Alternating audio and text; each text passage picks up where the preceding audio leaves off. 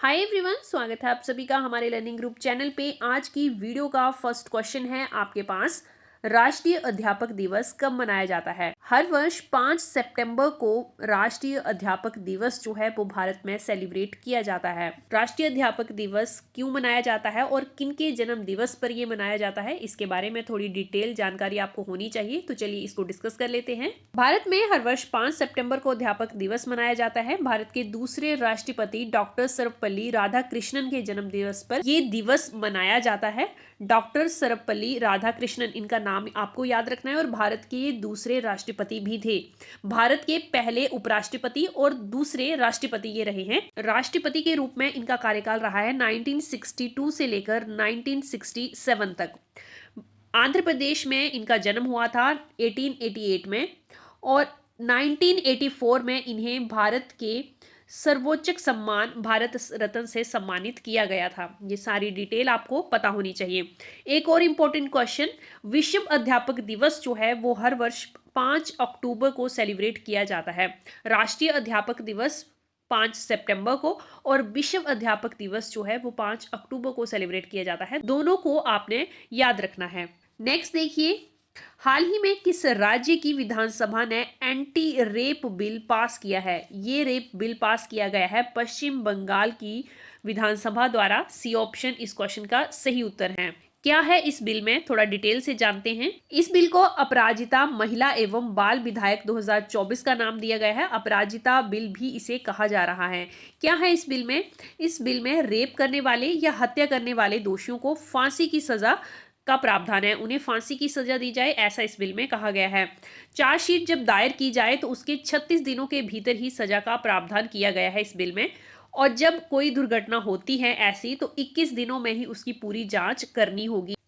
Fourth इसमें ये point है, अपराधी की जो मदद करेगा उसे भी 5 साल की सजा दी जाएगी। एसिड अटैक को भी एक संगीन जुर्म माना गया है और एसिड अटैक में आजीवन कारावास का प्रावधान इस बिल में दिया गया है।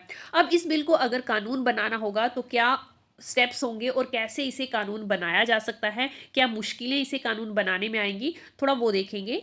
अगर इस बिल को कानून बनाना हो तो राज्यपाल और राष्ट्रपति की मंजूरी जरूरी होगी। पश्चिम बंगाल विधानसभा ने इस बिल को पास किया है, तो पश्चिम बंगाल के राज्यपाल की मंजूरी और राष्ट्रपति की मंजूरी जो है वो आवश्यक है।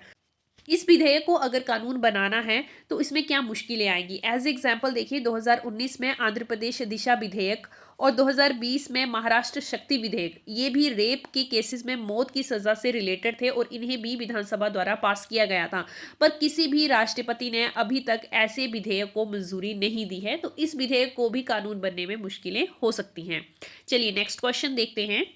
नेक्स्ट क्वेश्चन है हमारे पास, पुरुष एशियाई चैंपियनशिप ट्रॉफी 2024 की मेजबानी कौन सा देश कर रहा है। पुरुष एशियाई चैंपियनशिप ट्रॉफी 2024 की मेजबानी कर रहा है चीन। डी ऑप्शन इस क्वेश्चन का सही उत्तर है। ये चैंपियनशिप 8 सितंबर से शुरू हो जाएगी और इस चैंपियनशिप से रिलेटेड जो भी इंपॉर्टेंट करंट अफेयर को क्वेश्चन बनेंगे वो आपसे डिस्कस किए जाएंगे। नेक्स्ट देखिए, हाल ही में उरुग्वे के खिलाड़ी लुइस सुआरेज ने संन्यास की घोषणा की है। ये किस खेल से संबंधित हैं? उरुग्वे के खिलाड़ी लुइस सुआरेज ये एक फुटबॉलर है, तो ये फुटबॉल से संबंधित हैं। ए ऑप्शन इस क्वेश्चन का सही उत्तर है। बात करते हैं उरुग्वे की। उरुग्वे एक साउथ अमेरिकन कंट्री है।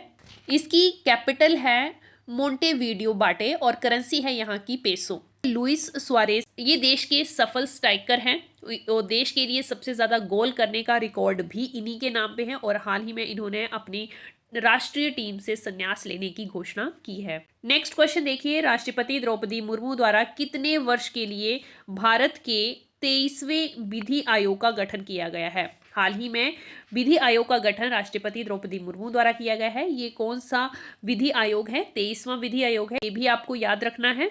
कितने वर्ष के लिए इसका गठन किया जाता है? ये किया जाता है 3 वर्षों के लिए। तो विधि आयोग का गठन जो है वो 3 वर्षों के लिए किया गया है। इसका मतलब ये है कि विधि आयोग 23वें विधि आयोग का कार्यकाल 1 सितंबर 2024 से लेकर 2027 तक रहेगा। 2027 तक जो है इसका कार्यकाल रहेगा।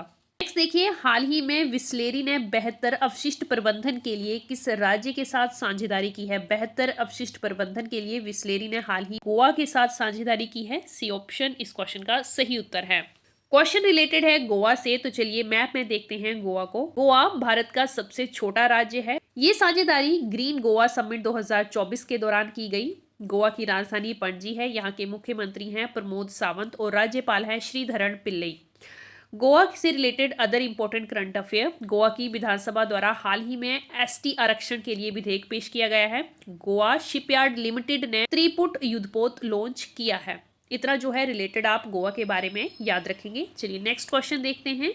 नेक्स्ट है आपके पास 1 सितंबर से 7 सितंबर तक मनाया जाने वाला 7वां राष्ट्रीय पोषण माह 2024 की शुरुआत कब की गई थी? हर वर्ष राष्ट्रीय पोषण माह मनाया जाता है। इस वर्ष ये 1 सितंबर से 7 सितंबर के बीच मनाया जा रहा है और ये 7वां संस्करण है राष्ट्रीय पोषण माह का। इसकी शुरुआत की गई थी 1982 में। बी ऑप्शन इस क्वेश्चन का सही उत्तर है। आपको याद रखना है कि ये कौन सा संस्करण रहा है 2024 में, ये कौन सा संस्करण था और इसकी थीम क्या थी। थीम की बात करें तो थीम थी इस वर्ष शुरुआत से ही सही तरीके से भोजन। आई होप ये वीडियो आपके लिए इन्फॉर्मेटिव रही हो। वीडियो पसंद आए तो लाइक ज़रूर कर दें। Thanks for watching.